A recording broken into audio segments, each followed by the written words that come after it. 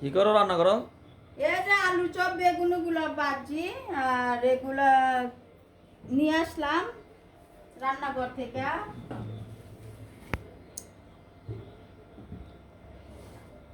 এতগুলি কাম করছো? সকালে উঠেই তো কাজ করতেছি। এই যে ঘুগনি সিদ্ধ করলাম, আলু চপ বেগুনি পেঁয়াজগুলো বানাইলাম। তারপরে যে তুমি এটা সাম্মা মাংস এটা কাটলাম। এই যে আবার শরবতের তৈরি করলাম, শরবতের মধ্যে দিলাম ট্যাং লেবু আছে এসবগুলো ভুষি দিয়ে খুব সুন্দরভাবে বানালাম। সবগুলো আয়োজন করতে করতে অনেক দেরি হয়ে যায়, 3:30 লাগে।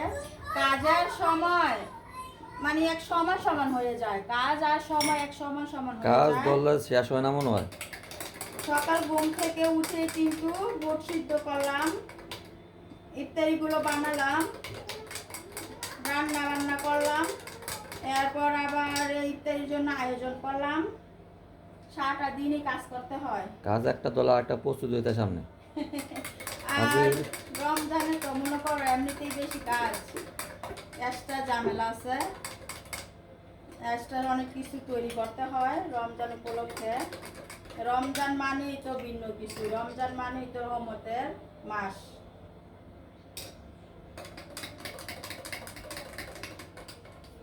সারাদিন কঠোর পরিশ্রম করেও যখন আজানটা পরে মসজিদে, তখন কিন্তু ইফতারিটার সময় একটু পানি খেলে আত্মাটা মনটা ঠান্ডা ঠান্ডা হয়ে যায়, খুব ভালো লাগে।